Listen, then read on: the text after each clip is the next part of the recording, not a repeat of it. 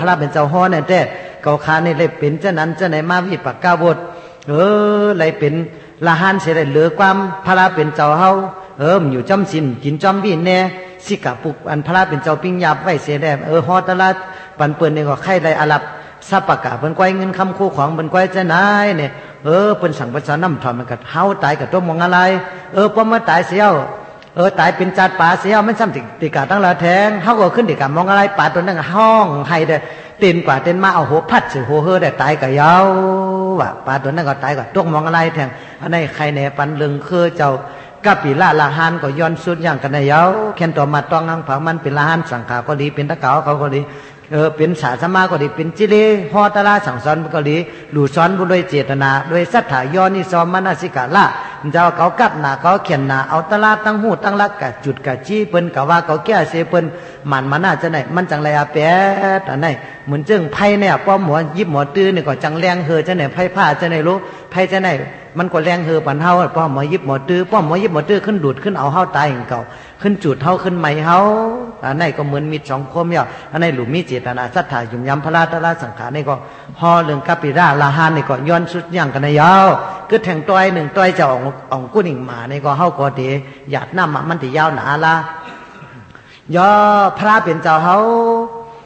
สตังสุงต่อหมู่อยู่ที่จ้องเจตวนเมื่อยามนั้นในเมืองสวัสดีนั่นคุณอคำปัสสินาติกสาราราชามังนานมันอุบในเมืองกอสลามเมืองกอสลานานมันก็ยังมีอ่องกุดิ่งหมาเกิดมาในเมืองนั้นมันมีศึกปืนไหวมันจังจือติห่อในปันแทงต้อยหนึ่งแค่นต่อขันทีจะถ่อมเอาเสกรรมแค่นต่อมาต้องเอาเสกรรมที่ปากกาวดสัตวะตั้งเสียงในมันเป็นกว่ากูมิ้วเป็นกว่ากูไลเมื่อยามนานเมื่อหลายแสนกำผาป้องป่นมานานไหนวะเจ้าอ่องกุดิ่งหมาในซ้ำเกิดเป็นเต่าลงว่าอยู่ในน้ำสมุทรตลาดเป็นเต่าลงเสียวแล้วมันซ้ำมีเจ้าเมียตากุโลนา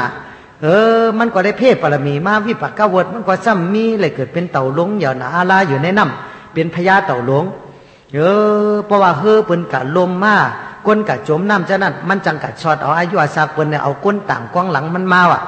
เอาหลอดตั้งตายมาว่ะเรื่องอะไรซ้ำมีเมื่อหนึ่งวันหนึ่งปอกาสังพรเนี่ยก้นเขาตาเฮงก็อย่าละอย่าละก้นเขาเฮงก็เขาเฮ็ดสังพรน่ะกว่ากลางน้ำเสีย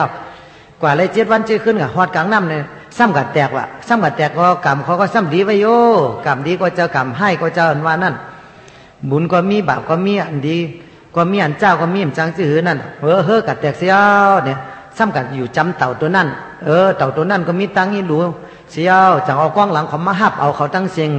ตั้งเหงก้อนเนี่ยมาแล้วมาขี่กล้องหลังเอาแหละเขาก็มากอบหลอดตั้งตายแล้วมากอบหลังเต่าการกินขึ้นขี่หลังเต่ามากกับเต่าตัวนั้นก็ลุย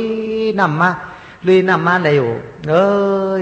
14-15 วันมาเนี่ยมาหอดจอดถึงตีนั่นถึงก็มอกเฮ็ด6-7 วันเนี่ยมาหอดจอดถึงที่ผังซ้ายเอาเปิดมาหอดตีตาผังเสียวก้นนั่งเสียงเหงก้อนนั่นมันเหมือนก้นอันเต่าเลยยามสอดอายุอาสาเขาหลอดตั้งตายพอ